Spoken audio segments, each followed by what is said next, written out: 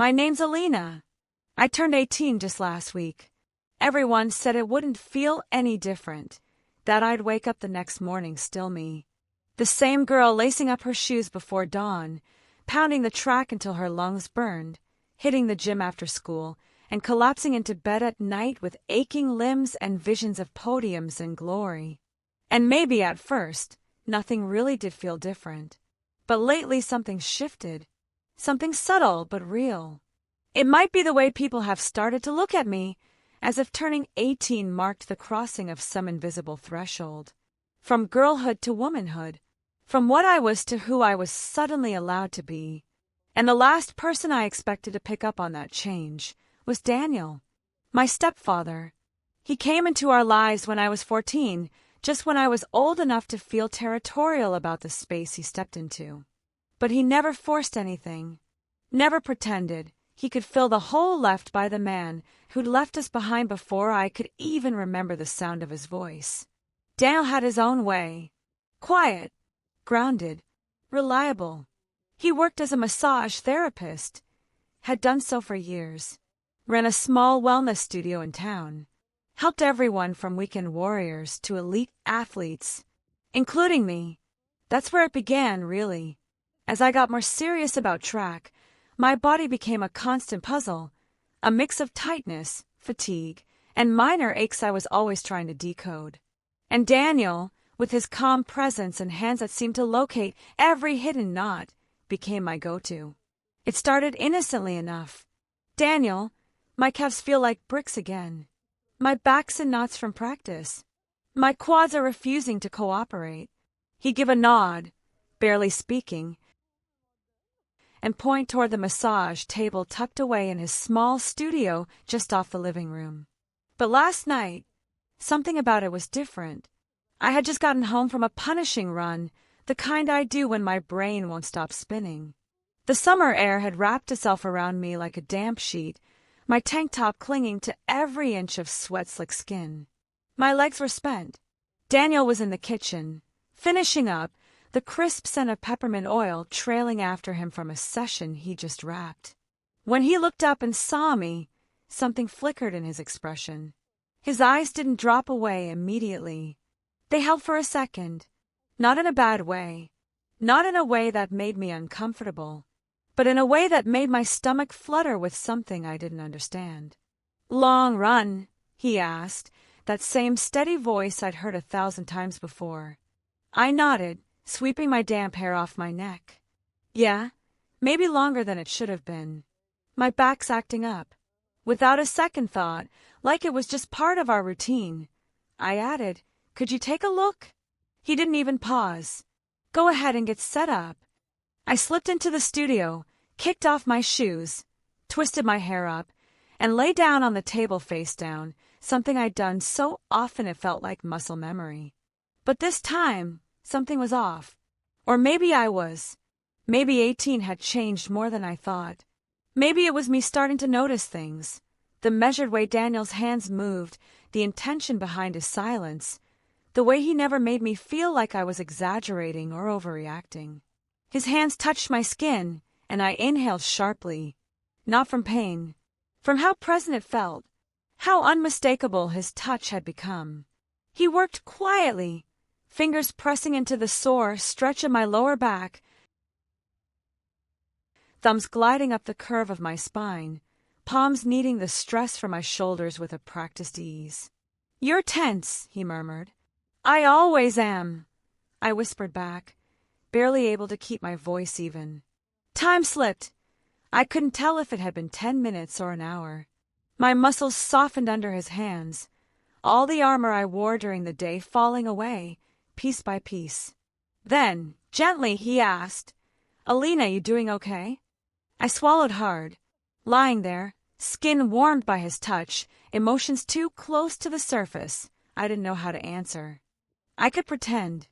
I could say I was fine. But I wasn't. Not really.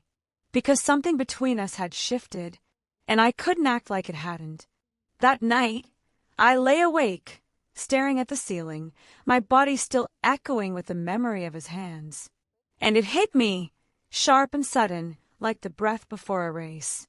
I didn't want to go back. Didn't want to unfeel what I'd felt. In the days that followed, the memory stayed close, like a whisper under my skin. His touch, professional, careful, yet knowing, lingered longer than it should have. And I realized maybe I didn't want it to fade, but I had to know if it was real, if he felt it too. That's when the idea crept in, quiet, risky. I could make him look. I could make him see. It started in small ways. After practice, I began leaving my sweaty tops on longer, the fabric clinging to every line of effort, walking through the house just to feel his gaze brush against me. And he looked. Not openly. Not in any way he'd have to apologize for. But long enough. Sometimes I'd catch the slight clench of his jaw. And that reaction, that tiny flicker of restraint, sent a thrill through me I couldn't explain. One evening, after I came back from the gym, I waited until I heard him in the kitchen, boiling water for tea. I casually pulled out my phone and started tapping away, letting my voice drop just a little, laced with amusement, soft laughter spilling out like a secret. I didn't need to look up to know he noticed. Texting someone special. His voice carried that easy calm, a shade too relaxed. I tilted slightly, just enough for him to catch the small curve of my lips. Could be, I said, letting the answer hover in the room like a fragrance. It landed. His posture shifted, just barely. His fingers stalled mid-motion on the handle of the mug, tension flickering for a breath. I didn't press. Not yet. But during dinner, I felt his gaze. Not lingering, assessing. Like I'd become something unfamiliar. And I reveled in it. A few days later, I nudged the line a little further. I came home late from a long workout. Every muscle drained, but my energy buzzing with something I couldn't name. I skipped the shower, sank into the living room couch, phone in hand, my legs stretched out, toes pointed just enough, shorts short enough to draw the eye without asking for it. Daniel sat in the corner, book in hand, though I knew he hadn't turned a page in minutes. Every time I shifted, flipping my ponytail over my shoulder, arching in a stretch that made my shirt lift just a fraction, I felt his glance in the glass of the window. Subtle, traced, sharp. We hadn't said anything aloud, but the space between us was no longer filled with silence. It was thick with anticipation. Then came the catalyst. Mark, one of the guys from track, started walking me home after practices. Friendly, funny, absolutely harmless. That night, he asked if he could come inside for a quick water break before heading out. I didn't say no. Daniel was in the kitchen when we stepped in, Mark laughing about something ridiculous. I didn't even have to look to feel the drop in atmosphere. Daniel was polite, but cold. Mark didn't notice. Said goodbye a few minutes later and left with a smile. But I stayed.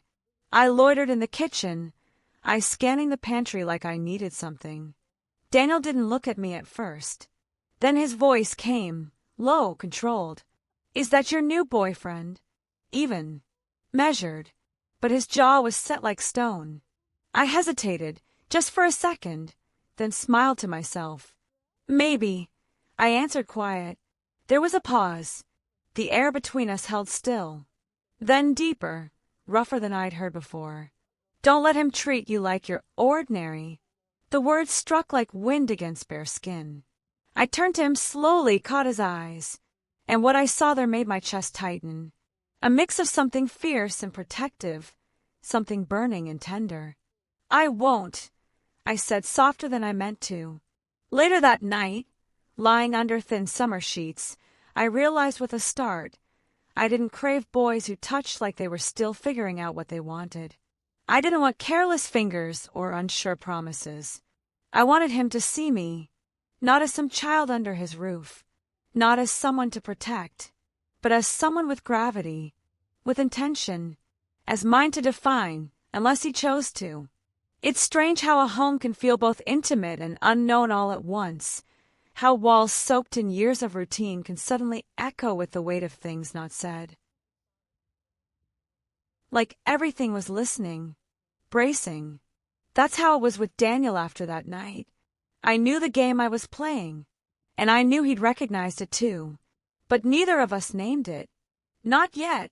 As if holding back the words kept everything from spilling out into something we couldn't undo. He watched me now with a different kind of awareness, like I had shifted in his periphery, no longer a fixture of comfort but a disruption. A presence. A choice. And I leaned into it with a momentum I couldn't stop. What started as curiosity had changed into something thicker, more consuming. A current I couldn't swim against, even if I wanted to. A few days later, I came home late again, the heat of the summer still clinging to my skin like a memory.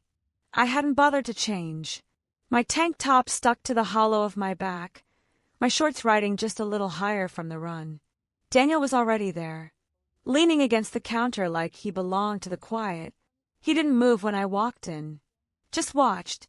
I went to the fridge, the cold air brushing against my skin, a necessary pause in the stillness. I didn't have to look to feel his eyes move with me, like a presence in the room itself. "I was about to call," he said finally, voice low, not rushed. "Why?" I asked, glancing back, letting the softness linger. He was quiet for a beat. "Getting late," he replied. Just that, but it wrapped around me in a way that made the noise of the outside world fall away. I closed the fridge, bottle in hand, and tilted it to my lips. The cool water ran down my throat, and I felt his gaze settle on the line of it. When I lowered the bottle, I met his eyes. The way he looked at me, it wasn't hidden anymore. Not fully. His gaze traveled, a slow, deliberate sweep from the curve of my legs up to my eyes, not possessive but deliberate, cautious, a kind of silent signal that vibrated with meaning. And inside, something cracked open, not with fear, but with a rush of sweetness so sudden and sharp I forgot how to breathe. I passed him, my steps measured, deliberate, aware of how the air shifted like a pulled thread stretched taut between us. And as I reached the doorway, I turned, met his eyes, and smiled, not the innocent smile I wore in childhood, not the soft, safe one meant for a father figure, but one filled with quiet confidence, a woman's smile, a knowing one, and for the first time, he didn't look away. I can't say what possessed me that night. Maybe it was the stillness in the house, the way the evening sun turned gold and sank behind the rooftops. Or maybe it was the tension that had gathered between us like the air before a storm. But something in me shifted, something bold, something wild. Barefoot, I walked slowly down the hall. I knew where he was. I could hear the shuffle of papers in the living room, the occasional breath he didn't know I could hear. He was sorting through work, and I was drawing toward him like the pull of gravity. That's when I let myself stumble. Purposefully. A small, startled gasp escaped me, sharp enough to break the calm, and before I could catch my fall, he was there, moving faster than I had ever seen him move. His hands caught me, strong, steady. "Alina, are you okay?" His voice carried something deeper than worry, rougher, urgent. It curled through me like warmth. I stayed where I was, just for a breath, pressed against him, feeling the beat of his heart echoing the chaos in mine. Because we both knew this wasn't about falling. Not really. His hands held me at my waist, his eyes locked on mine, heavy with something neither of us had dared name. "I'm fine," I said, voice trembling with quiet. But I didn't pull away, and neither did he. Until instinct, impulse, I leaned forward. Only a fraction. His breath caught in his throat. Then his lips found mine. No hesitation. No slow build. Just the rush of something that had waited too long. His hand moved to the nape of my neck, gentle, protective, and I melted into that kiss, felt it unravel everything inside me that had ever craved being seen. But then, the jingle of keys, the sound of the door, my mother's voice, bright and unaware. "Alina! Daniel! I'm home!" We broke like a snap string. His hands dropped away. I stepped back, shaking, lips tingling with what had just happened. Daniel's face drained of color, but his eyes, oh his eyes, they weren't full of regret. They were burning and terrified, because what we'd touched could never be undone. I stood there frozen, not sure how I kept myself upright, while her voice drifted closer, full of the everyday ease of someone who had no idea the world had just changed inside her walls. And I realized Daniel and I had crossed into something different. We didn't belong to the ordinary world anymore. Not hers. Not ours. I could still feel him. His scent, a mix of mint, cedar, and something warm, clung to me. And for a moment, I stood at the divide between what had always been and what could never be again. Daniel stood still, like he could vanish if he didn't move, like stillness could undo the fire between us. His fists were tight at his sides, like he was afraid of himself. And when my mother's voice reached the stairs, cheerful and clueless, I found my voice. Faint. "I'm here, Mom." Daniel flinched, not at the words, but the sound of me stepping back into the role I'd played for so long. I moved first. Of course I did, because I was still young, still learning the weight of moments like this. I passed him, and every inch of space between us felt like a scream. He exhaled, like he'd held his breath since the moment we kissed. I reached the kitchen. My mother turned, smiling, unpacking groceries like nothing had shifted. And I smiled back, pretending, faking the face of the girl she believed was still safe and untouched. And Daniel stayed behind. But the air still held him. The rooms. The silence. The unspoken. Later, around the dinner table, I barely registered her chatter about errands, weather, stories from her trip. Because across the table, Daniel met my eyes. And everything was there. The kiss. The weight of it. The truth neither of us said out loud. But we both knew. This wasn't over. It had only just begun.